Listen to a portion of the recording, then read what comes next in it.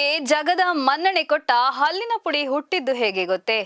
ನಂಜನಗೂಡು ಶ್ರೀಕಂಠನಿಗೆ ರಸಬಾಳೆ ಕಪಿಲೆಯ ಸುಂದರ ತಟಕ್ಕೆ ಹೇಗೆ ಫೇಮಸ್ಸೋ ಹಾಗೆಯೇ ನಂಜನಗೂಡು ಹಲ್ಲಿನ ಪುಡಿಗೂ ಕೂಡ ತುಂಬಾ ಫೇಮಸ್ಸು.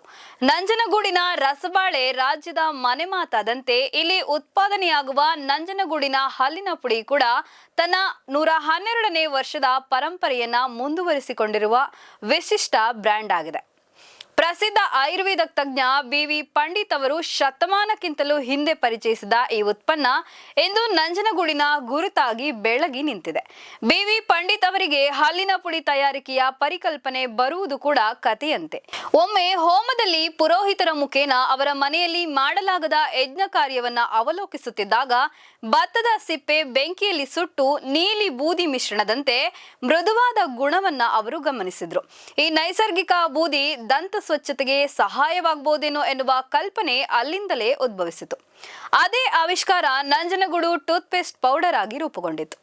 ಮಾರುಕಟ್ಟೆಗೆ ಬಂದ ಕೂಡಲೇ ನೈಜ ರಾಸಾಯನಿಕ ಮುಕ್ತ ಸಂಯೋಜನೆ ಕಾರಣಕ್ಕೆ ಉತ್ಪನ್ನ ಜನಪ್ರಿಯತೆ ಗಳಿಸಿತು. ಈ ಕಾಲದಲ್ಲಿ ಹಳ್ಳಿಗಳಿಂದ ನಗರಗಳವರೆಗೆ ದಂತ ಮಾರ್ಜನಕ್ಕೆ ನೈಸರ್ಗಿಕ ಪರ್ಯಾಯವಾಗಿ ಇದು ವೇಗವಾಗಿ ಹರಡಿತು. ಬಿ.ವಿ. ಪಂಡಿತ್ ಅವರು ಆಯುರ್ವೇದ ಜ್ಞಾನ ಮತ್ತು ನಂಜನಗೂಡಿನ ಖ್ಯಾತಿಗೆ ಈ ಉತ್ಪನ್ನ ಹೊಸ ಶಕ್ತಿ ತುಂಬಿತು. ಡಾಕ್ಟರ್ ರಾಜ್ಕುಮಾರ್ ಸೇರಿದಂತೆ ಕನ್ನಡದ ಅನೇಕ ಗಣ್ಯರು ಈ ಹಲ್ಲಿನ ಪುಡಿಯನ್ನ ಬಳಸುವುದರೊಂದಿಗೆ ಸಾರ್ವಜನಿಕವಾಗಿ ಶಿಫಾರಸು ಮಾಡ್ತಿದ್ರು. ಅವರ ಪ್ರೋತ್ಸಾಹದಿಂದ ಬ್ರ್ಯಾಂಡ್ಗೆ ಇನ್ನಷ್ಟು ವಿಶ್ವಾಸಾರ್ಹತೆ ಸಿಕ್ಕಿತು. ಇಂದಿಗೂ ಈ ಹಲ್ಲಿನ ಪುಡಿ ತನ್ನ ಪುರಾತನ ತಯಾರಿ ವಿಧಾನವನ್ನ ಹಾಗೆಯೇ ಮುಂದುವರಿಸಿಕೊಂಡು ಬಂದಿದ್ದು ವರ್ಷಕ್ಕೆ ಸುಮಾರು 1 ಲಕ್ಷ ಟೂತ್ ಪೇಸ್ಟ್ ಪೌಡರ್ಗಳು ಉತ್ಪಾದನೆಯಾಗ್ತಿದೆ. ಮಾರುಕಟ್ಟೆಯಲ್ಲಿ ಒಂದು ಪುಡಿಯ ಬೆಲೆ 15 ರೂಪಾಯಿ ಮಾತ್ರ. ಶತಮಾನಕ್ಕೂ ಮಿಗಿಲಾದರೂ ಗುಣಮಟ್ಟ, ಪರಂಪರೆ, ನೈಸರ್ಗಿಕತೆಯಿಂದ ಕುಟುಂಬಗಳಲ್ಲಿ ತನ್ನ ಸ್ಥಾನವನ್ನ ಕಾಪಾಡಿಕೊಂಡಿದೆ. ರಸಬಾಳೆಯಂತೆ ನಂಜನಗೂಡು ಹಲ್ಲಿನ ಪುಡಿಯೂ ಕೂಡ ಪಟ್ಟಣದ ಹೆಗ್ಗಳಿಕೆ. ಪರಂಪರೆಯು ಬದುಕಲು ಮತ್ತು ನೈಸರ್ಗಿಕ ಆರೋಗ್ಯದ ನಂಬಿಕೆಯ ಸ್ಮಾರಕವಾಗಿದೆ.